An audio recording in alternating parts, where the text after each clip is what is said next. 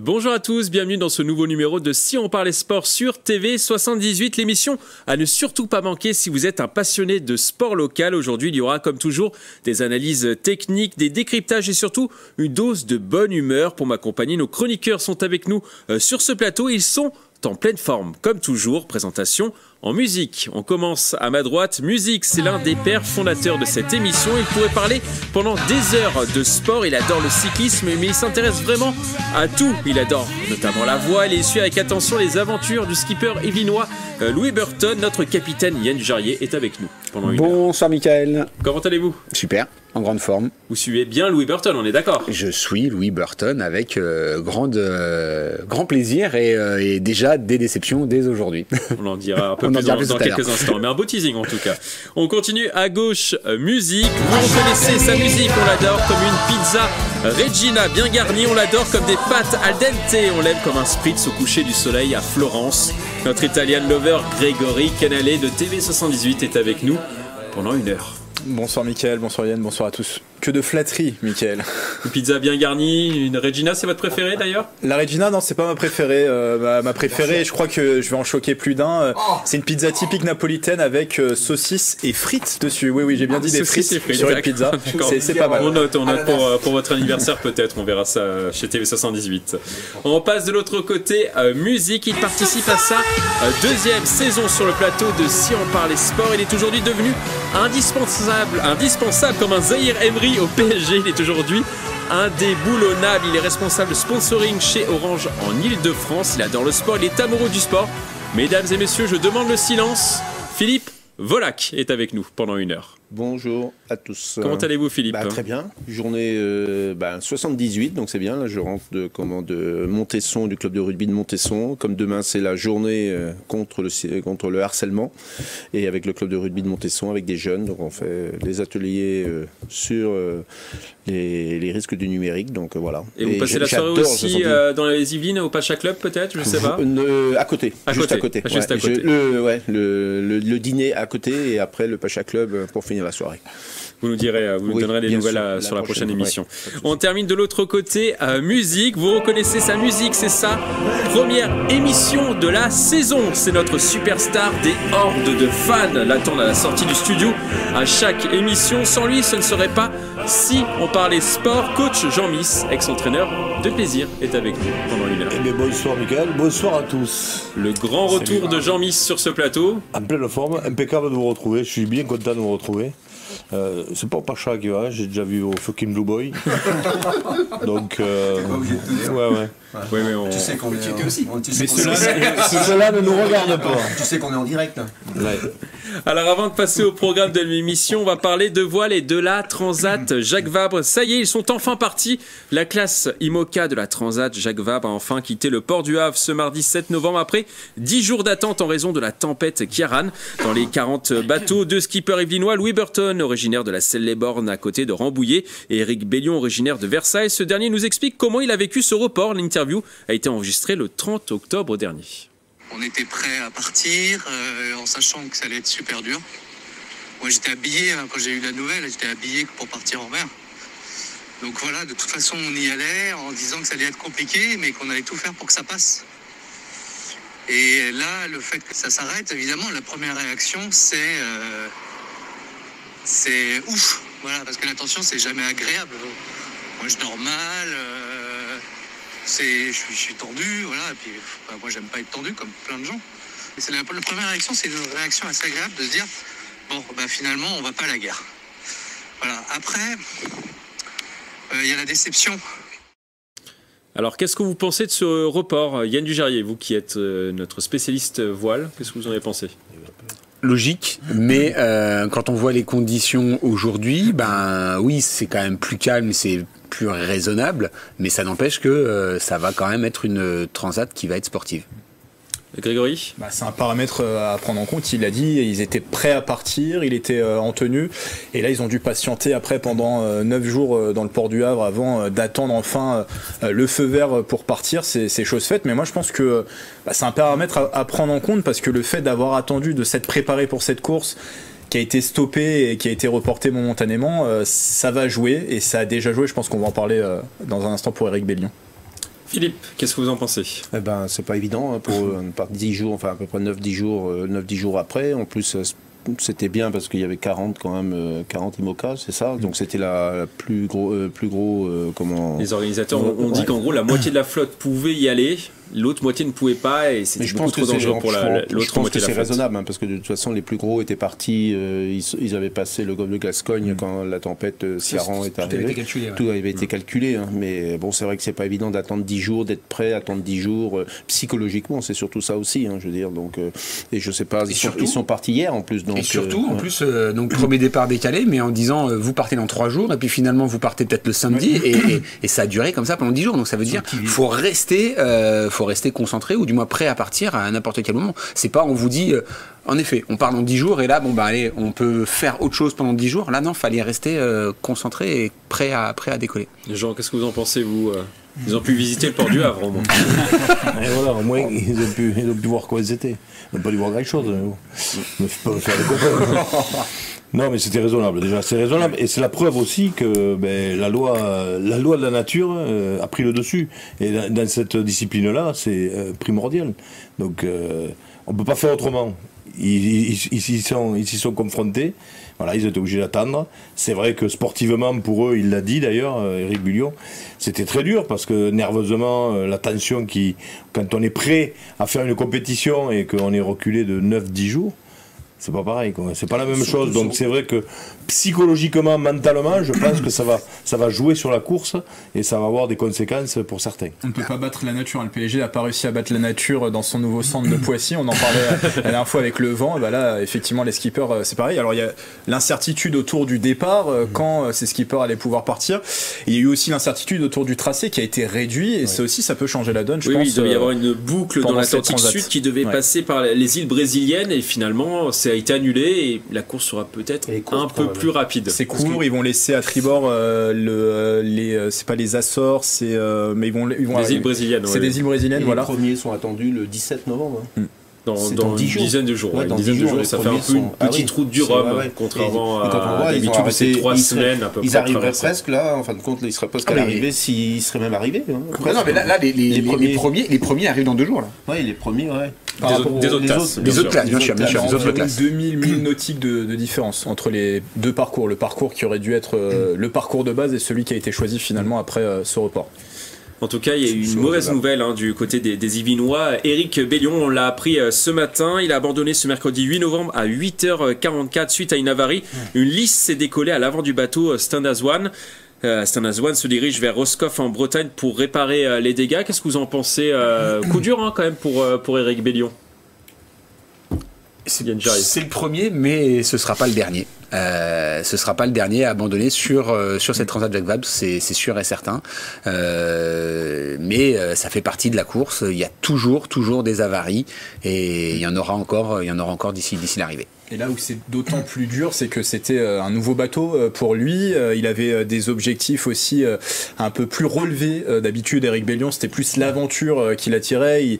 Il voulait parler d'autres sujets, forcément la victoire. Et là, c'est vrai il était plus sur des messages. Sur des messages. Et là, on pouvait espérer pour lui, avec ce nouveau bateau, beaucoup plus compétitif, qu'il puisse performer sur cette Transat. Et donc, ça renforce ce sentiment de déception. Moins de 24 heures de course. Jean, qu'est-ce que vous en pensez? C'est dur quand même pour Éric. C'est la loi du sport, malheureusement, de leur sport, et on n'y peut rien, c'est sûr que c'est dur. Surtout en plus, il l'a dit, la tension pendant 9 jours, il prend le départ, enfin, et 24 heures après, malheureusement, avarie, il rentre à la maison, c'est sûr, mais ils le savent, c'est pas un secret pour eux, ça fait partie de leur sport.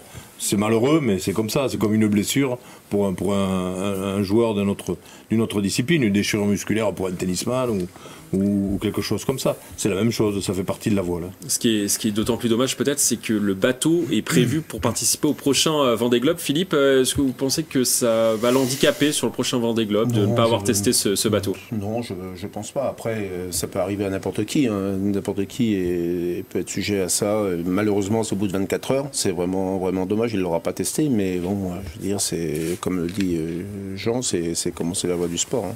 Après, il reste beaucoup de temps pour faire de l'entraînement. Alors l'entraînement ne remplacera jamais la compétition. Non. Mais voilà, il reste encore 1 an pour préparer le Vendée Globe.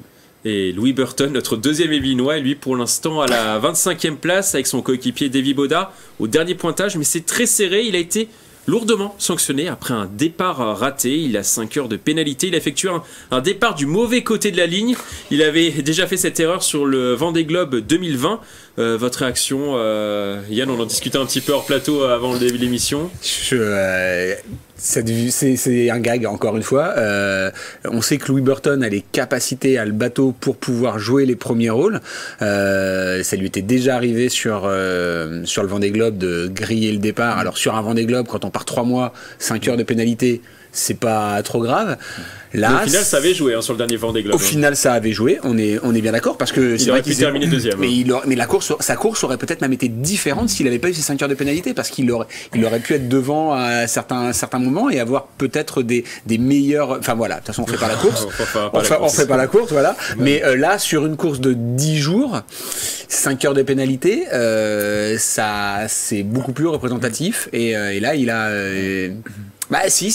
Oui, je pense que c'est dubitatif. Non, pas du tout. Ce que je voulais dire, c'est là, on parlait de l'avarie juste avant. Ça, c'est les conditions. Malheureusement, il n'y peut rien. C'est la loi du sport. Par contre, là, pour moi, c'est une faute professionnelle. 2 fois, ça fait 2 ans.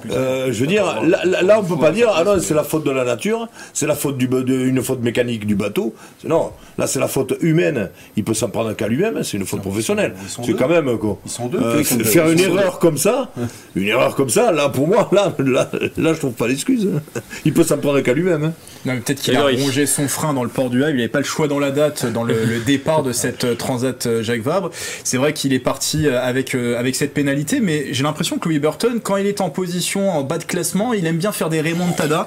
Là où il a dématé, il a connu 2 grosses avaries sur les 2 dernières grosses compétitions. Il avait bien commencé. Il avait bien commencé. Donc là, peut-être qu'en débutant mal, voilà, il va se mettre peut-être tous les paramètres de son côté et faire une remontada et pourquoi pas aller aller prendre un petit top 3 à la fin, même si c'est vrai que sur une course plus courte, ça sera plus difficile. Mais j'y crois quand même. C'est très serré pour l'instant, c'est le début de la course. Je pense moi, Philippe. on va lui tailler un costume. Ouais. Donc voilà, ça c'est sûr. Faute professionnelle aussi pour vous Oui, en plus ils sont 2. Il sait pas qu'il était tout seul, mais ils sont 2 en plus. Donc après, ils ont les mêmes informations. Ils auraient pu avoir. Bah oui, je veux dire, s'il est tout seul, des fois, bon, c'est un peu plus compréhensible s'il est tout seul, mais l'autre il lui a rien dit.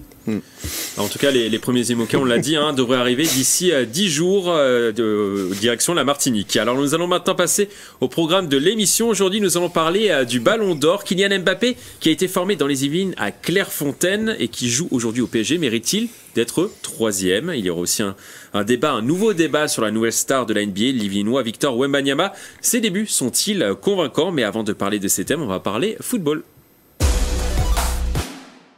On va maintenant passer à l'envolée de Grégory. Alors vous allez nous parler de ce coup de tonnerre qui fait trembler vraiment les Yvelines. Ouais, le Football Club de Versailles se sépare de son entraîneur. Laurent Perlade, 53 ans, n'est plus à la tête de l'équipe de la Cité Royale. Si le FCV n'a pas encore communiqué officiellement sur ce licenciement, l'information a filtré dans plusieurs médias.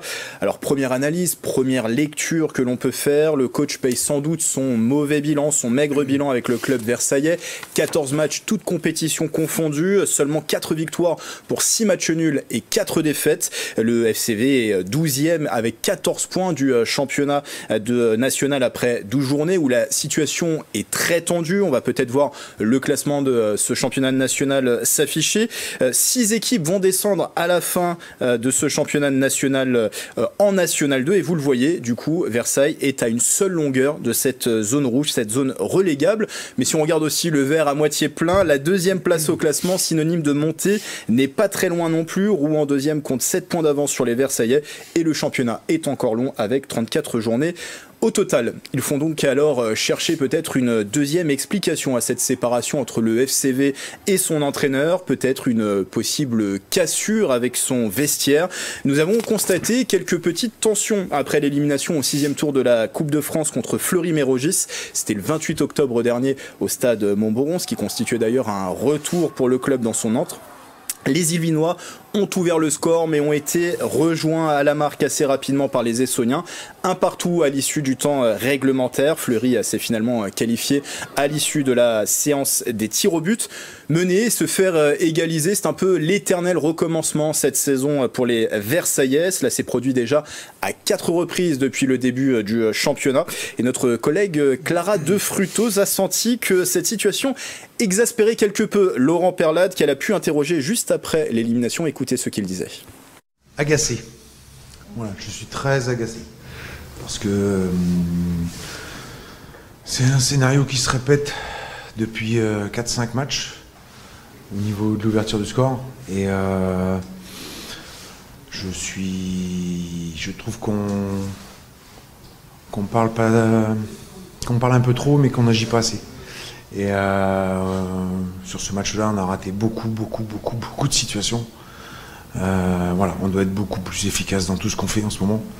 Donc, faut se taire et se mettre à bosser et avoir une exigence un peu plus importante. Il faut qu'on arrive à faire évoluer notre mentalité, continuer à faire progresser nos jeunes joueurs offensifs, parce que pour la plupart, ils découvrent le national, à part Jermaine Lens. Il faut qu'ils comprennent l'exigence que l'on demande, l'expérience que l'on demande. Ça se décrète pas avec un coup de baguette magique. Bon, vous l'avez entendu, il avait l'air d'en avoir gros sur la patate, Laurent Perlade. Peut-être qu'il n'avait plus la main tout simplement sur son groupe, mais je reste tout de même assez surpris par cette décision du Football Club de Versailles de se séparer de son entraîneur. Tout d'abord parce que quand il est arrivé l'été dernier à la tête de l'équipe, les nouveaux investisseurs semblaient plus prudents que leur prédécesseur. Alexandre Mullier, à gauche sur la photo, et son bras droit Fabien Lazare n'ont pas fixé d'objectif de monter en Ligue 2. L'idée était de davantage prendre son temps, se stabiliser d'abord en national avant de viser plus haut. Le choix Laurent Perlade semblait confirmer cette stratégie. Le coach arrivait après 7 ans passés sur le banc de Rodez, qu'il avait conduit jusqu'en Ligue 2. Un choix qui semblait également sur le long terme, avec un contrat qui courait jusqu'en juin 2025. Et ce, malgré les 6 millions d'euros investis. L'effectif a été largement renouvelé à l'intersaison avec 12 recrues, pour la plupart jeunes, et 15 départs. Une équipe bâtie non pas pour performer tout de suite, mais pour briller dans les années à venir.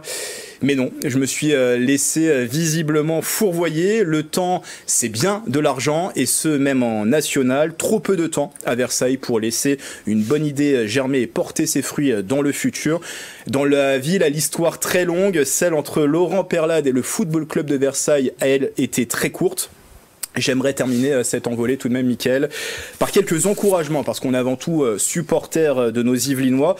Bon courage à Grégory Vignal, l'adjoint de Laurent Perlade, qui a pris les rênes du FCV, alors temporairement ou pour le reste de la saison. Le temps, encore une fois, nous le dira.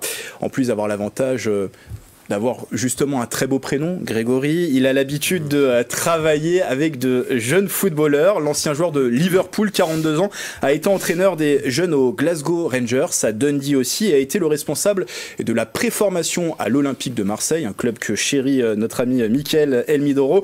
En revanche, il n'a aucune expérience à la tête d'une équipe première, et c'est peut-être là le problème. Espérons que la situation délicate que traverse actuellement le club ne lui pèse pas trop sur ses jeunes épaules, car à Versailles, visiblement, on a trop peu de temps.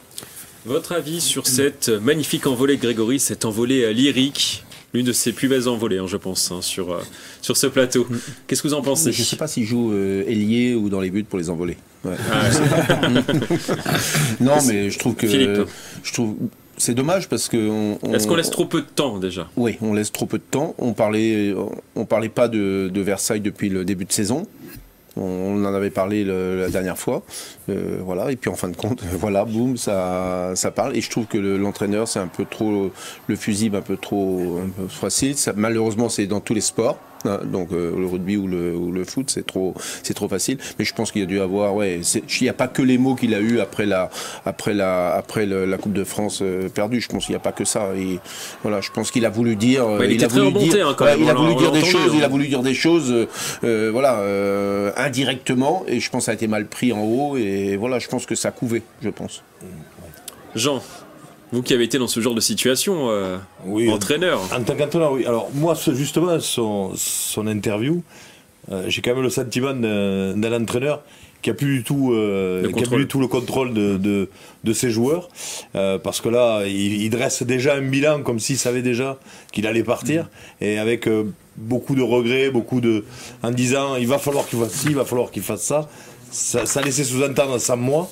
Et on voit quand même, et on entend à travers cette interview, que déjà il avait plus son vestiaire. Là, vous pensez qu'il était déjà sur la sellette à ce moment-là? Oui. Mais lui, en tous les cas, dans son état d'esprit, durant son interview, on sentait quand même qu'il était plus confiant. On sentait qu'il n'y avait plus de confiance.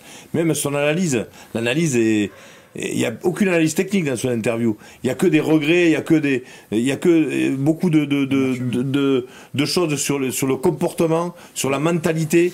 Donc là, ce sont des signes où on voit bien et on sent bien qu'il n'était plus en accord avec ses joueurs. Et certainement peut-être aussi avec les dirigeants du club. Là, on le sent bien dans l'interview. Donc je pense malheureusement que... Alors c'est vrai, on le dit toujours, on ne laisse pas le temps aux entraîneurs de se mettre en place. Là, c'est son cas. Parce qu'il a eu des résultats dans le club avant, en Rodez où il était. Il a eu de très bons résultats. Là, on ne lui a pas laissé le temps de prouver et d'amener sa patte pour permettre au club de franchir, alors même s'il n'avait pas l'objectif, certes, mais de figurer parmi les premiers. Donc est-ce que ça passait pas de suite? Est-ce que parce qu'on recrute quelqu'un, on connaît sur ses résultats, sur ses performances, mais on ne connaît pas l'humain. On ne le connaît pas, on apprend à le connaître. Donc à mon avis, s'il est remercié si rapidement, c'est qu'il y a eu un problème peut-être avec les dirigeants, certainement avec les joueurs, ça c'est sûr, et que le message n'est pas passé. Mais il y a eu un problème humain, ça c'est sûr. Juste préciser que effectivement, je pense qu'il était déjà sur la sellette à ce moment-là, puisqu'il n'y a eu qu'un seul match après l'élimination en Coupe de France. Il y a eu une défaite face à Nancy. Donc, oui, est-ce que c'était pas la défaite de trop? C'est possible, mais là c'est vrai qu'on a senti, et notre collègue Clara nous l'a dit, elle a fait face à un homme très agacé, avec beaucoup d'amertume, et effectivement peut-être qu'il savait déjà que l'aventure arrivait à son terme à ce moment-là. Yann Ugerier, est-ce que c'est dommage finalement de se séparer d'un entraîneur si vite? Je pense, oui, que c'est... Parce que Laurent Peyrelade, c'est un entraîneur qui s'installe sur le long terme en général. Voilà, c'est dommage de... maintenant, quel est le but de ce changement? C'est de créer un électrochoc pour les joueurs. En se disant, voilà, soit on vous écoute, et donc en effet, il y a un problème avec l'entraîneur, donc on change, oui. Ou alors de dire, maintenant les gars, on vous met peut-être les cartes en main pour pouvoir prouver que vous êtes capable de faire mieux. Mais là, il faut sortir. Donc voilà, il y a un objectif, il y a quelque chose qui est fait. Est-ce que ça va marcher ou pas? Malheureusement, on n'a pas l'impression. Ce qui se passe, c'est qu'on n'a pas l'impression que ce soit en cohérence avec les projets de la rentrée de début de saison où on nous dit oui, on veut prendre notre temps pour pouvoir monter en Ligue 2, etc. Et là, au bout de 12 journées de championnat, c'est ça, et ben on change l'entraîneur.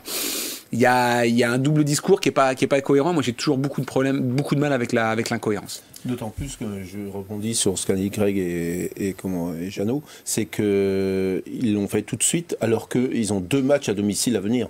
Ils jouent Nîmes et Épinal qui sont vraiment derniers, donc ils n'ont pas laissé le choix. Parce que oui, alors que là, comme tu dis, 2 matchs avec des potentiellement et on sait que remonter. Eh ben oui, puisqu'on a dit 2 victoires dans ce championnat, très serré, ça peut très vite remonter. Oui, justement, on va peut-être regarder le classement. Est-ce que vous êtes inquiet quand même pour Versailles quand on voit... Non, ça c'est le classement de la Coupe de France. Si on peut revoir le classement juste avant. On va voir le classement et voilà, il arrive. Si on regarde bien, finalement, ils sont pas loin des dernières places, mais pas loin non plus du haut du classement, à part le Red Star qui est vraiment devant.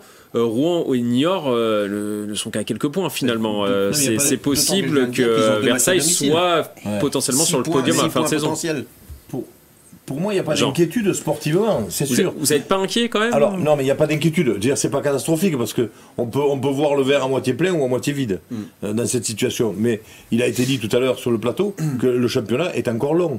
Donc là, pour l'instant, il n'y a pas d'inquiétude. Ils ne sont pas déjà dans la zone rouge et ils ne sont pas à la place d'Épinal. C'est le championnat national italien. Donc il n'y a pas d'inquiétude. Moi, ce qui m'inquiète le plus, c'est qu'il y a un réel problème, ça c'est sûr. Il y a un réel problème au sein du groupe des joueurs. Ça, il y a un problème, c'est sûr. Parce que remercier un entraîneur, parce qu'on le sait, c'est toujours comme ça, c'est l'électrochoc, comme l'a dit Yann. Bon, on se débarrasse de l'entraîneur parce que certainement que le vestiaire a dit nous on n'en veut plus, ça c'est sûr. Et les joueurs, il est plus facile de se débarrasser d'un entraîneur, que des joueurs, ça c'est sûr. Surtout Donc qu'il c'est y a l'entraîneur eu qui 12 saute. arrivés cet été. Hein. Voilà, sauf que le mal, c'est pas parce que l'entraîneur va partir que le mal au sein du groupe va partir avec l'entraîneur. Ou alors ils se sont complètement trompés sur le personnage, et ça j'y crois pas. Je n'y crois pas. Donc à mon avis, il y a quand même un problème profond déjà dans ce nouveau groupe de Versailles, mais c'est pas en changeant l'entraîneur qu'on va changer ce problème-là. Ça c'est mon point de vue. Pour l'avoir un petit peu vécu aussi, comme vous avez dit, au rugby. Dans le passé. Et on le disait, ils sont finalement pas loin de la vérité. C'est ça aussi qui est frustrant, je pense, et qui a peut-être frustré davantage Laurent Perlade, c'est que cette année, Versailles, si on regarde les matchs, ont mené à 9 reprises et 4 fois ils sont fait rejoindre au score. Ils ont du mal à garder leur avantage dans le match. Des fois ça se termine souvent sur des matchs nuls. On a vu il y a 6 matchs nuls cette année si on compte et le championnat et la Coupe de France. Ils perdent pas beaucoup finalement, mais ils font beaucoup de matchs nuls. Ils font beaucoup de matchs nuls. Même l'élimination en Coupe de France, finalement on la compte pas comme une défaite, on la compte comme un match nul, puisqu'à l'issue du temps réglementaire il y a eu un partout. Et ils ont du mal à conserver cet avantage. Ils arrivent assez facilement finalement sur 9 rencontres sur 14 cette saison à prendre l'avantage, mais ils ont du mal à garder le leadership dans ces matchs. Donc c'est peut-être aussi un problème de mentalité. Est-ce que c'est pas le problème d'expérience aussi sur ce type de rencontre? On l'a vu, le groupe est très jeune, il y a eu énormément de recrues. Alors au niveau de l'âge, il y a eu le défenseur Diakabi qui a 27 ans, mais sinon on tourne aux alentours de 21, 22, 23 ans. Et c'est le championnat national, hein, de toute façon. Hein, vous avez pas que... Oui, l'année dernière, c'est vrai qu'il y avait une équipe qui était très expérimentée, mais... L'une des plus âgés du championnat. Voilà, et là, c'est un changement, mais c'était aussi le discours de dire on veut travailler sur le long terme, donc faire progresser ces jeunes, et on progresse pas en 12 matchs, quoi. Donc... justement, c'était plutôt, enfin, il fallait, moi je pense, voir le verre à moitié vide, à moitié plein, c'est-à-dire se dire, on a une équipe jeune et on n'est pas relégable, on a marqué des points, on a gagné des matchs, on a plus de matchs nuls que de défaites. Et ça joue pas, grand chose. On se trompe de combat, justement. C'est pas le sportif qui va pas, c'est qu'il y a un malaise au sein du groupe, c'est obligatoire. Dans ces cas-là, il faut. Obligatoire. On en reparlera plus tard. On n'a pas tous les éléments, en tout cas pour l'instant. On recrute 12 nouveaux joueurs, donc ça veut dire que, comme tu dis, une nouvelle mentalité, il y a un nouveau groupe. S'il y a un fruit pourri dans le, eh bien, on le laisse sur le banc, on le fait pas jouer, et puis basta, c'est tout. On enquêtera en tout cas sur les il prochains. faut chercher un peu plus d'infos pour. Je sais pas si le manque d'expérience est un argument. Alors oui, il y a beaucoup de jeunes qui n'ont pas forcément connu le niveau national, qui ont brillé dans les divisions inférieures, mais il y a quand même quelques éléments. Je pense à Jeremy Lens en attaque, qui a quand même joué des matchs de Coupe du Monde, faut pas l'oublier, international néerlandais. Il y a quand même des joueurs qui ont de l'expérience dans ce groupe et qui peuvent tirer les jeunes vers le haut. Mais visiblement, d'après ce que nous dit Laurent Perlade, c'est qu'il fait face aussi à des jeunes qui n'écoutent pas forcément tous ces conseils. Voilà. Génération. Alors avant de refermer cette page FC Versailles, un mot quand même de la Coupe de France. On l'a dit, si l'aventure est terminée pour Versailles en Coupe de France après sa défaite contre Fleury, il reste un pensionnaire des Yvelines où il s'est qualifié 1-0 pour le 7e tour en battant Écouen. Ils joueront contre Angers, pensionnaire de Ligue 2 au tour suivant. Ça va être costaud. Alors vous en pensez quoi? Peuvent-ils faire l'exploit? Angers est 2e de Ligue 2, Houille est en R1, ils sont 9e. 4 divisions d'écart, qu'est-ce que vous en pensez? Très rapidement. Coupe de France, voilà. Oui. Non, vous y croyez ou pas? Non, on fait un petit tour de table rapide. Moi, je trouve que Angers, c'est une solide équipe. Ils visent la remontée en Ligue 1. Donc, j'y crois. Vous y croyez pas? Non. Jean, vous y croyez? On va dire que tout est possible en Coupe de France, mais là, ça semble quand même compliqué. Non, j'y crois pas, malheureusement. Une et après Grégory pour la fin. On va dire que Houille n'a pas eu de chance dans le tirage, voilà. Mais par contre, ils vont vivre une belle expérience de rencontrer des joueurs de Ligue 2, de rencontrer des joueurs professionnels, parce que Angers, club de Ligue 1 l'année dernière. Donc voilà, je pense que c'est une belle expérience pour eux. Et quoi qu'il arrive, ça sera une belle fête. Ce sera un beau match. Du côté de Houille. Grégory, c'est à vous. Alors, vous êtes notre pronostiqueur un peu fou. Je vais dire non, j'y crois pas. Comme ça leur laisse une petite chance. Non, mais si on est le plus froid possible quand on regarde ce tirage, on a une équipe qui performe et qui est 4 divisions au-dessus et un club qui est en mauvaise passe en championnat. Après la Coupe de France, j'ai envie de dire, c'est une autre compétition et ça peut faire rêver. Il y a une infime chance, mais si on est le plus froid possible, non, je crois pas à la qualification de oui. En tout cas, le match sera programmé le 19 novembre prochain et on y croit hein, quand même du côté de TV78.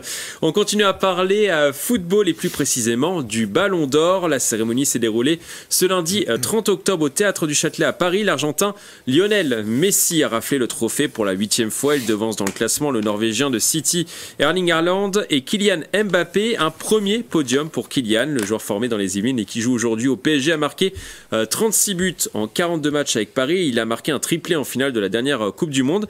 La question sur cette thématique, son classement est-il logique? Oui ou non? Logique pour vous? Ouais. Pour vous, Jean? Oui, logique. On s'en fout, Jean. Ouais. Non, je réfléchissais. Alors, Jean, pourquoi vous étiez indécis? Non, alors, je réfléchissais tout simplement parce que ce Ballon d'Or, là, c'est toujours la problématique, parce que vraiment, on se demande quels critères ils prennent pour octroyer ce Ballon d'Or.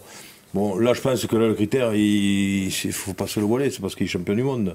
Mais il est champion du monde et il marque aussi pendant la Coupe du Monde. Il a marqué un but en 8e, en quart. À chaque fois, de toute façon, on refait toujours la même histoire. Messi a marqué 7 buts. Moi, je trouve que c'est pendant polémique. La Coupe du Monde, il a marqué 2 buts en finale. Je trouve toujours que c'est polémique. Alors maintenant, est-ce que c'était pour le faire avoir le record, là, les 8 ballons d'or, machin? Je ne sais pas. Parce que moi, ça me semble un peu particulier. Je suis pas sûr que ce soit le meilleur joueur de l'année. Malheureusement, alors que j'irai contre Messi, hein, contrairement à d'autres, hein. Mais j'ai rien contre Messi. Mais je ne suis pas sûr que ce soit le meilleur footballeur de l'année. D'accord. Voilà, c'est tout. Grégory, est-ce que vous êtes d'accord avec Jean? Après, à la question, est-ce que Kylian Mbappé mérite sa 3e place? Est-ce que c'est sur Kylian Mbappé, hein, bien sûr. Moi, je dis oui, parce que devant lui, il a quand même 2 joueurs qui ont trusté les 2 trophées principaux sur la saison. Il y a un Messi. On pourra avoir le débat dans un instant. Moi, j'ai aussi mon avis là-dessus, mais qui a quand même gagné la Coupe du Monde, une Coupe du Monde qui échappait à l'Argentine depuis 1986. Il y avait aussi le côté succession avec Diego Armando Maradona. Donc lui, il a trusté ce trophée, qui était le premier gros trophée à jouer dans la saison. Et le deuxième gros trophée au niveau football mondial, c'est bien sûr la Ligue des Champions. Et là, c'est Haaland qui l'a gagné en brillant quand même assez largement avec son équipe de Manchester City. Pas en finale, il n'a pas brillé en finale, mais il a brillé tout au long de la 56 saison. buts en 57 matchs la saison dernière. Et il a gagné du coup les 3 trophées auxquels il a participé en Ligue des Champions, notamment championnat et cup. Donc à la question, après peut-être je m'exprimerai sur Messi, mais à la question, est-ce que Mbappé méritait cette 3e place? Oui, au vu des trophées, même s'il a des belles stats avec ses 42 matchs joués et ses 36 buts marqués, mais il n'a pas trusté un gros trophée cette saison. Philippe? Bon, je suis pas d'accord parce que vos amis parisiens vous regardent. Ouais, non, non, mais voilà, ça joue, on peut le dire, hein, ça joue à un tibia près, hein, dernière, parce que c'est inversé si Kolo Muani il marque, c'est Mbappé qui a le Ballon d'Or, deuxième Haaland, et Haaland il est desservi parce que sa sélection, sa sélection il tourne pas si tu veux, donc voilà, mais je trouve que moi, Messi sur les 8, il y en a au moins 3 qui méritent pas, mais bon après voilà, après c'est le vote d'entraîneur. Ça joue, hein, du journaliste et des journalistes. C'est des journalistes du monde. Des journalistes, pardon, entraîneurs, des journalistes du monde entier. Ça a changé encore, ça change beaucoup. Et je trouve que voilà, après l'Amérique du Sud, les pays africains, enfin tout ça, ils ont vu la Coupe du Monde. Ils voient peut-être pas le championnat français ou quelque chose comme ça. Je crois que d'ailleurs le journaliste argentin a voté que pour les Argentins. Il a quand même mis Kylian Mbappé en 3e position, je crois. Quand même, ouais. Non, mais bon, voilà, et puis c'est peut-être aussi,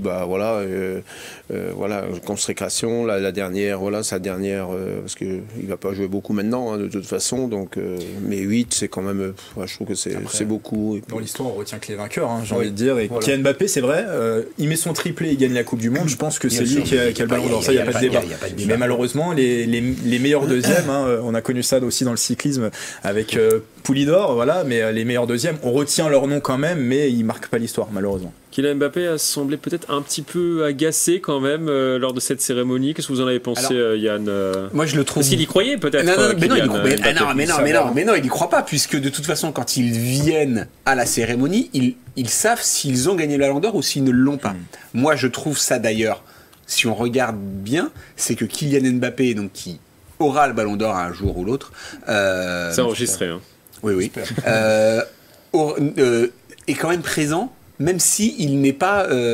C'est son premier podium, même s'il n'a pas le maillot, le Ballon d'Or, il est présent. Il n'est pas resté très très longtemps après la fin de cérémonie. Il est quand même parti très très vite. On l'a vu passer sur. Il avait un rendez-vous au restaurant avec la tour de l'équipe 21. Ouais. Non, je crois pas. mais donc voilà, il est parti très rapidement après, mais au moins il est présent. Il est présent, il vient. Donc pour lui, c'est une cérémonie qui est importante, auquel il apporte du crédit. Mais le résultat est logique pour tout ce qui a été annoncé avant. Haaland aussi, pareil, qui vient alors que il vient d'Angleterre, il n'a pas l'obligation quoi. Hein. Plusieurs fois, Messi n'était pas venu alors qu'il n'avait pas le Ballon d'Or et la même chose pour Ronaldo. Donc voilà, je trouve ça moi très très beau joueur de la part de Mbappé de venir à la cérémonie alors qu'il savait qu'il ne l'aurait pas. Après, c'est le jeu. En tout cas, on souhaite à Mbappé de remporter son premier Ballon d'Or l'année prochaine, peut-être avec le PSG. Un pronostic, Grégory, vous qui faites des beaux pronostics à chaque fois pour le Ballon d'Or.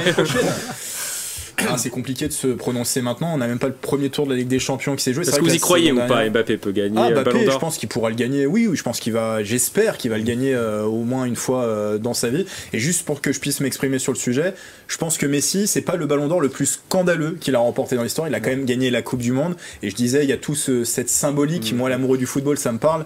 Après plus de 30 ans après Maradona, qui viennent offrir de nouveau ce trophée aux Argentins. Il avait quand même marqué un but dans chaque match à partir des 8e. Tous les matchs à élimination, il a marqué aussi 2 buts et il marque 2 buts en finale. Et donc il avait un vrai poids et une vraie qualité de jeu. Pour la symbolique, voilà, Messi. Après Haaland, c'est vrai que les statistiques parlaient pour lui et malheureusement, si ce n'était pas une année de championnat de Coupe du Monde, c'était pour Haaland. Hein, et il a un défaut qui n'est pas un défaut en tant que tel, mais un défaut de footballeur, c'est qu'avec sa nation, la Norvège, malheureusement, il ne gagnera jamais de grands trophées. Après, je suis pas débat. Voilà, ça serait il va l'avoir déjà si se qualifie pour la Coupe du Monde, c'est déjà. Ça serait une grosse surprise en tout cas. Jadis. Alors maintenant, parler à basket dans cette émission. On va donc parler à basket et des débuts du nouveau phénomène de la NBA, Victor Wembanyama. Notre Yvelinois formé à l'Entente Le Chesnay-Versailles déjà joué 7 matchs. Sur son premier match, il avait réalisé une feuille de statistiques timide avec 15 points et 5 rebonds en 23 minutes. 2 jours plus tard, il réalise son premier double-double avec 21 points et 12 rebonds contre les Rockets. Il a surtout brillé le 3 novembre dernier en marquant 38 points et pris 10 rebonds contre les Suns de Kevin Durant. La question sur cette thématique, les débuts de Wemby sont-ils convaincants? Oui ou non? Vous étiez un peu partagé, Yann Dujardin. Oui, parce que... Allez-y, exprimez-vous. Là, vous venez de parler des bons résultats, sauf que là, les 2 derniers matchs, les Spurs, ils ont pris 40 points là, sur le dernier match. Au total, ils ont 4 défaites en 7 matchs. Oui, 4 défaites en 7 matchs, mais là, ils ont pris 40 points sur le dernier match. Et Wembanyama, il a mis 13 points difficilement, et il a marqué 3 paniers sur 12. C'est vraiment 3 sur 12 au tir. Vraiment, donc, oui, il démontre qu'il est au niveau de la NBA et très rapidement, alors que on savait que c'est quand même un championnat à part, c'est une ligue à part. Maintenant, il va falloir gagner en régularité. Et j'ai cru aussi, j'ai lu et entendu que oui, ok, on a Wembanyama chez les Spurs. Le projet, c'est pas d'être champion de NBA cette année. Hein. Si ils vont faire les playoffs, ce sera miraculeux. Mais l'objectif, c'est plutôt d'aller chercher le titre d'ici 2 à 3 ans. Donc de pouvoir monter l'équipe autour, etc. Que en fait, Wembanyama soit au centre du projet. Il a d'ailleurs un contrat sur 4 ans. Hein. Voilà. Ouais. Mais donc sous réserve que les Spurs activent des options, mais 4 ans ils vont lui laisser un peu plus de temps qu'à Versailles, à l'entraîneur de Versailles, pour pouvoir démontrer tout ce qu'il nous a montré sur les premiers matchs. En général, les Spurs, ils laissent du temps au coach. Popovic est là depuis une trentaine d'années, je crois. Philippe, qu'est-ce que vous en pensez Non, des débuts de Victor Wembanyama? Ouais, c'est quand même un bon début. Bon, c'est sur les 2 derniers matchs, et surtout l'avant-dernier que j'ai pu regarder, comme il était à 21h30, donc c'était bien. C'est dommage, ça va aux prolongations, et alors qu'il a le rebond, et c'est même pas lui qui perd le ballon, c'est son coéquipier qui rentre dans lui, et puis qui ressort le ballon, et qui le fait perdre le ballon, et hop, l'autre il marque, et allez, prolongation.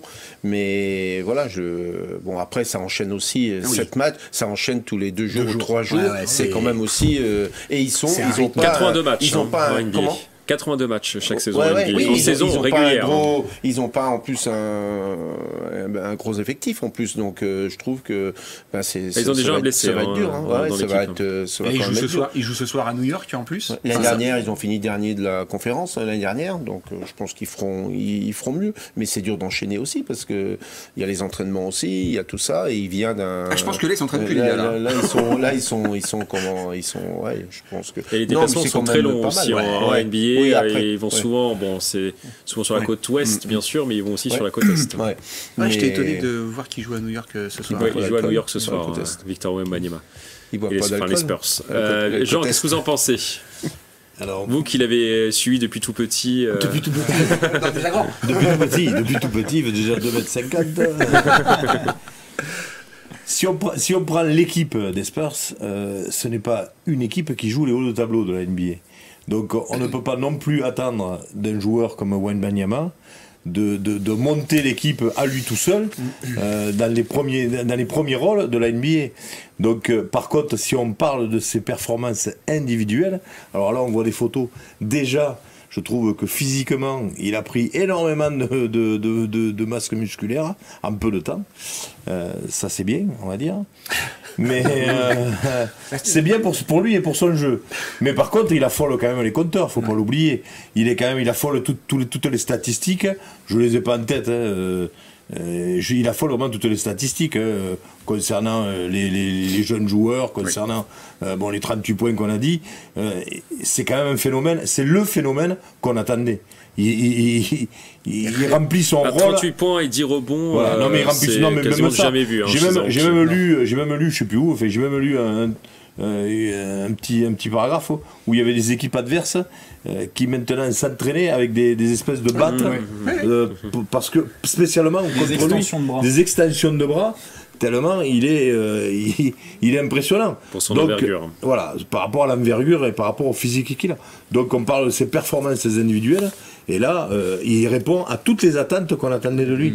C'est-à-dire que c'est le phénomène qui était attendu. Après, encore une fois, Yann l'a dit, ils font sur la durée, ils font sur la durée, ils disent il a 4 saisons. Mais encore une fois aussi, c'est pas lui qui va amener tout seul les Spurs en haut du tableau. Donc moi je dis bravo. Après, pour l'instant, c'est le meilleur marqueur des Spurs et c'est le meilleur rebondeur de l'équipe. Mais non, mais c'est pour ça que je dis. Donc c'est déjà le numéro 1 de l'équipe. C'est tout à fait. Il affole toutes les statistiques. Et donc forcément, il répond aux attentes qu'on avait le concernant. Et puis voilà, on voit son premier match qui était pour certains considéré comme raté. On voit quand même qu'il est quand même à 15 points, 5 rebonds, 2 passes, 2 interceptions et 1 contre en une vingtaine de minutes de jeu. Et je trouve quand même, bon c'est vrai que là on voit ses statistiques sur le premier match, je trouve quand même qu'il s'est très vite adapté au championnat. Parce qu'on disait, faut pas oublier quand même qu'il n'y a pas longtemps, ce garçon, il était en région parisienne, dans des clubs, il était loin de la NBA quand même. Et là, il s'est très vite adapté. Il jouait un match par semaine. Voilà. Et là, c'est très vite adapté, je trouve, dès les premiers matchs, il survole déjà le championnat. Donc, je dis, bravo. J'ai lu que il devrait être le premier à marquer 101 points. Sur un match. 1 point sur un match. J'ai lu ça, alors j'ai pas tout compris, j'ai pas plus gratté, mais j'ai vu ça. Je dis waouh, quand même. Maintenant, c'est vrai qu'on sait que la NBA, c'est un jeu de marquage. On est là pour marquer des points, c'est un jeu d'attaque, contrairement au championnat européen où on travaille beaucoup la défense. Et c'est aujourd'hui la raison pour laquelle Monaco. Je veux juste rajouter un tout petit truc, c'est que aussi très vite, ce joueur-là, il n'était pas spécialement attendu par rapport vraiment à ses performances sportives, et que là les premières équipes ont été surpris du phénomène, et que aussi il y a quand même des grands joueurs en face, Ils vont s'adapter maintenant au jeu de Wemby et ça va pas, il va peut-être au moins se promener. Est-ce que vous n'avez pas le sentiment, Grégory, que finalement c'est la NBA qui s'adapte à Wembanyama et limite pas l'inverse finalement? Et c'est vrai qu'on l'a attendu un peu comme le Messi en NBA, j'ai l'impression, hein, Wembanyama. Moi, je pense que c'est une réussite sur plusieurs points. Réussite déjà médiatique, on en parle jusqu'ici, mais nous on en parlait dès ses Même Britney débuts. Spears a essayé d'avoir un autographe de Wembanyama. D'ailleurs, ça avait fait une petite polémique. Elle avait été sagement, enfin assez méchamment même, on peut le dire sagement, non c'est pas le mot. Giflé par le garde du corps. Par son garde du corps. Réussite médiatique parce qu'on en parle partout. C'est pas tous les jours dans les médias français notamment qu'on parle de basket. C'était à une époque, il y avait Tony Parker et maintenant c'est Wembanyama. C'est un crapaud dessus avec ouais. Réussite en termes d'acclimatation, on a l'impression que c'est un Texan depuis tout petit qui s'est acclimaté totalement à son univers. Des tacos. Moi, des tacos, il a son petit chapeau de cow-boy, on le disait la dernière fois, et réussite sportive. Ça a été assez dit, ce match où il vient inscrire 38 points, c'est du jamais vu en NBA. Il y en avait deux qui l'avaient fait, des moins de 21 ans, c'est en plus Kevin pour un français, oui, ah oui, en français, oui, mais autrement, c'est vrai, quand même, quand tu vois la référence. Kevin Durant, voilà, c'est des... Et là où il a montré déjà une force de caractère, c'est ça aussi l'avantage en NBA, c'est qu'il y a tellement de matchs dans la saison que un match n'est pas une vérité. Il faut tout de suite se remettre en question. Et effectivement, son premier match, même s'il avait marqué 15 points, vous avez dit, il était quelque peu raté. Il avait fait 5 fautes, donc il avait été pénalisé assez rapidement dans ce match, et ça l'a pas empêché derrière de performer et d'avoir les meilleures statistiques de son équipe.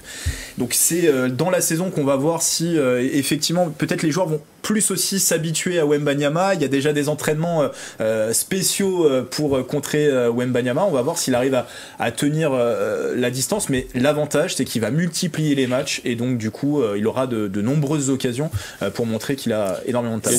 Très rapidement, après on passe à votre sujet fétiche, le cyclisme. L'équipe sera importante parce que si les équipes adverses font tout pour contrer Wemby, ça va laisser des espaces pour les équipiers. Mais si les équipiers sont à la hauteur pour aller finaliser et marquer plus, parce qu'aujourd'hui ils n'y arrivent pas.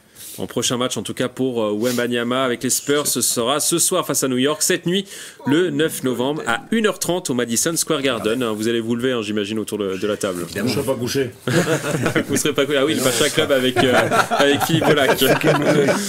On va maintenant prendre la direction du Vélodrome national de Saint-Quentin-en-Yvelines. Pour la deuxième fois de son histoire, le site accueillait une étape de l'UCI Trek Champions League ce samedi 4 novembre. Au total, 76 coureurs ont participé à cette compétition de cyclisme sur piste qui se déroule sur 5 manches aux 4 coins de l'Europe. Même si les Français n'ont pas forcément brillé à Saint-Quentin-en-Yvelines, l'ambiance était au rendez-vous dans les tribunes du site avec plus de 3900 spectateurs. Alors, votre avis sur cette compétition, messieurs? Est-ce qu'on valide ou pas? Ah bah oui. Oui, on valide. Ah non, pour vous, Yann Dujardin, on va avoir le premier débat, je pense.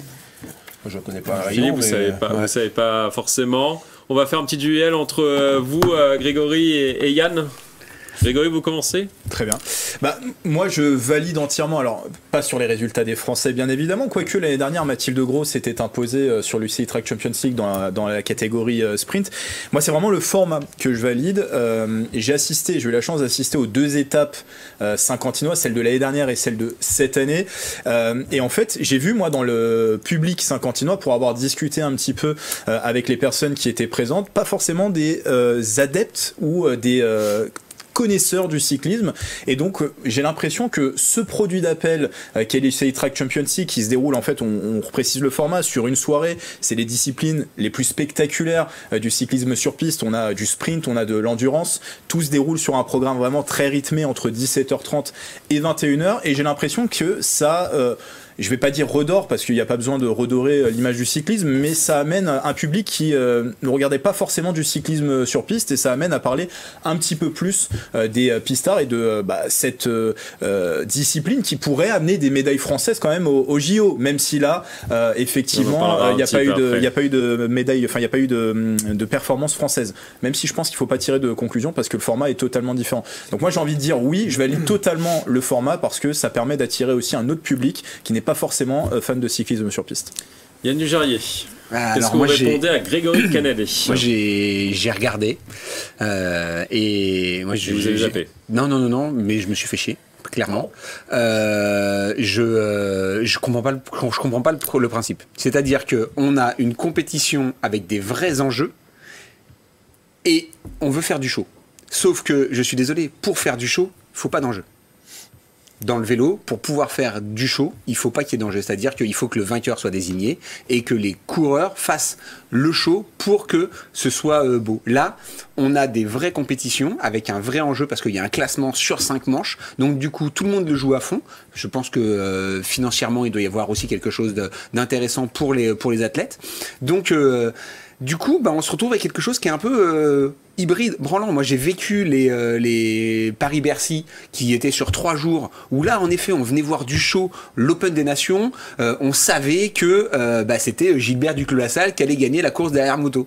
On savait que... mais on prenait du plaisir, c'était hyper sympa, c'était vivant, il y avait une vraie grosse ambiance. Là, je trouve que c'est un peu trop hybride justement. C'est un peu ce que je reproche. Après, je suis agréablement surpris que le Vélodrome était... C'est joli quand même quand on regarde les images. Et il y avait le double de l'affluence par rapport à l'année dernière. Voilà, je suis agréablement surpris qu'il y ait eu autant de monde. J'avais été regarder le jour même s'il pouvait encore y avoir des places. Et oui, en effet, il y avait encore possibilité d'y accéder. Là où, pareil, petit bémol... Vous étiez sur place, vous? Non, j'étais à la maison. J'étais très bien à la maison sur Eurosport, c'était parfait. Avec les commentaires d'Arnaud Tournant que j'adore. Et par contre, quand je vois que les places à 25 € sont inaccessibles, alors que moi qui connais le Vélodrome, il n'y avait personne sur les places à 25 €, le produit d'appel, c'est pareil. On ne joue pas le jeu. C'est-à-dire que moi en fait je regarde avec un regard un petit peu différent. 25 balles, il y a des places, sauf que dans les tribunes, c'était fermé quand on allait sur la réservation, et donc là c'est un petit coup de gueule, et quand on regarde, il n'y a personne au 2e étage qui est l'étage réservé aux places accessibles à bas prix. Donc voilà, pour moi il y a du pour et il y a du contre. Je trouve ça dommage, et donc dans le format c'est pareil, moi j'aimerais voir... Pas pleinement satisfait, si je Pas comprends pleinement bien. satisfait, tout à fait. Exactement, je suis perfectionniste parfois. Jean, qu'est-ce que vous en pensez? Qui vous a convaincu? Est-ce que vous restez sur votre position? Alors moi je reste sur ma position, parce que Grégory et Yann ont parlé de 2 choses différentes. Grégory a parlé de tout ce qui était affluence et tout ce qui était intéressant, parce qu'on se plaint quand même depuis toujours ici qu'il n'y a pas trop de monde à ce Vélodrome. Là, Hors gros événements internationaux. Oui, hors bien sûr les gros événements, mais bon, en règle générale, ça n'attire pas énormément de monde. Là, Grégory l'a dit très très bien, c'est que là, il y avait du monde 2 fois plus que l'année dernière, et pas spécialement des pros, des adeptes vraiment. Donc c'est gagnant, c'est réussi. Sauf que Yann parle du côté sportif. Donc pour moi, les deux ont raison. Le côté sportif, et lui, le technicien qu'il est, comme il l'a dit si bien, il s'est un petit peu embêté. Moi, je suis un peu plus poli quand même, vous remarquerez quand même. Oui, j'ai failli mettre un carton jaune à Yann, j'ai laissé dans je remarque que ça n'est pas qui, mais moi j'aurais pu... Je l'ai laissé dans son idée, donc il s'est un petit peu embêté. Donc pas de carton jaune, vous avez échappé à la règle du carton jaune pour l'instant. Il s'est un petit peu embêté devant sa télévision, mais parce que c'est techniquement. Sauf que là, quel est le but réel de cette discipline? Est-ce que c'est aussi de faire connaître un petit peu plus cette discipline, amener du monde? Et là, Grégory a tout à fait raison. Mais c'est vrai que pour les puristes, c'est peut-être un petit peu limite. Quoi. Oui, voilà. Mais on peut faire venir du monde aussi en leur montrant des nouveautés, parce qu'il y a des très belles... il va y avoir du vrai show. Non, mais là, ça marche. Non, mais pourquoi? Moi, là, je suis désolé, moi, je suis pas un spécialiste, mais quand les choses fonctionnent, il faut continuer là-dessus, sinon on n'est pas très intelligent. Donc moi, je dis les deux de plus en plus de monde à chaque édition. C'est pour ça, oui, ils les ont doublés. Et même si, pour avoir parlé avec certaines personnes, je le disais tout à l'heure, il y avait quand même une déception qui régnait dans le public saint-quentinois, c'est que Mathilde Gros n'était pas alignée sur cette compétition. Elle a préféré cette année, en année olympique, se concentrer sur des championnats du monde ou le championnat de France aussi qui va... Elle avait un calendrier qui elle a expliqué plusieurs fois en interview, et sincèrement, je le comprends, et d'autant plus qu'elle l'a vécu l'année dernière et elle sait la fatigue que ça lui a généré. Donc je pense qu'elle a bien fait. Très rapidement, au niveau des sportifs, les Bleus n'ont pas brillé, on l'a dit précédemment. Quentin Lafargue du VCE Sky Team Vousser termine dernier du scratch et 13e de la course par élimination. Vitesse, Melvin Landerneau et Tom Derache ont été éliminés dès le premier tour du sprint et du Keirin. On va justement les écouter. Un peu déçu forcément, parce qu'on veut toujours faire mieux devant son public, mais je sais que je travaille beaucoup en ce moment, donc je ne peux pas non plus espérer travailler fort la semaine et être fort le week-end. L'objectif c'est courir, prendre de l'expérience, se faire aussi plaisir. C'est un peu dur forcément quand on se fait sortir, mais il faut garder ça en tête pour les prochains matchs. C'est inquiétant ou pas ces résultats de l'équipe de France dans ce Vélodrome national qui va accueillir les Jeux Olympiques, Philippe? Non, c'est pas du tout inquiétant parce que d'abord c'est pas. On est loin encore des JO. On est loin et moi avant tout je pense que ça servait déjà de test. C'était un premier test au niveau du Vélodrome, comme ça a été. Il y a eu un test au niveau du VTT sur Hayelancourt aussi. Je pense que ça sert surtout de test et la preuve, il y avait 72 athlètes, 18 femmes, 18 hommes sur chaque compétition, sur chaque compétition, il n'y avait que 3 Français, donc et c'est pas des Français. Si on m'avait dit il y en avait qu'un que je connais, c'est le breton. Et voilà le breton. Ouais, voilà le breton. Mais voilà, donc non, je trouve que je sais pas. Voilà, moi je trouve que c'est bien, ça sert de test et comme l'a dit Greg, il n'y a pas que des connaisseurs qui étaient, comme lui il l'a vu, et je trouve que ça c'est bien. Yann Gérier, vous confirmez? C'est pas inquiétant? Ah, pas du tout. Pas du tout. Pas du tout. Alors, en effet, Tom Derache ne sera pas dans l'équipe pour être au JO. Et pourtant, c'est un garçon qui est très très prometteur parce qu'il était quand même 3e du classement de la Champions League avant ça, et donc avec des gars parce que les Polonais, etc. Voilà, c'était pas n'importe qui. La vraie année là, l'Australien est champion du monde. Voilà, donc non, il y a un très très beau plateau. Hein, par contre, en effet, c'est un très beau plateau. Donc Tom, qui était après 2 manches 3e du classement général, c'était déjà très très bien. L'enchaînement fait que, en effet, c'était peut-être un peu difficile pour lui d'enchaîner troisième week-end d'affilée, mais en plus c'est un gamin qui est génial, qui est adorable, vraiment très agréable. Donc non, pas de soucis, c'est pas du tout inquiétant pour les stades des JO. Très rapidement, Grégory. Non, pas inquiétant. Je rejoins Yann sur le début de saison sur cette Champions League de Tom Derache qui était très bon. Et après, sur le résultat purement de Quentin Lafargue, parce qu'on a parlé du sprint. Et là, on parle plutôt de l'endurance. Quentin Lafargue, il est dans une transition. Voilà, il passe de la vitesse à l'endurance. Et il m'a dit. Ça, c'est Quentin Lafargue. Oui, c'est ce que j'ai dit, Quentin Lafargue. Ah, d'accord. J'ai dit Quentin Lafargue. Je parlais. Il faut suivre. Je sais que c'est la fin de l'émission. Je parlais de Tom Derache. Et du coup, lui l'a dit dans l'interview, il était plus là pour agrémenter sa préparation hivernale parce qu'il n'est pas habitué encore à ce format. Différents. Désolé, Jean, j'ai pas le temps de vous donner. J'avais pas j'ai pas le temps de vous donner la parole. C'est déjà la fin de cette émission, de cette 2e émission de la saison. On va terminer comme d'habitude par une citation. Aujourd'hui, je vous propose une citation de l'ancienne tenniswoman Monica Seles. On apprend plus de ses propres défaites que des défaites des autres. Je vous laisse méditer sur cette phrase. À bientôt sur TV 78.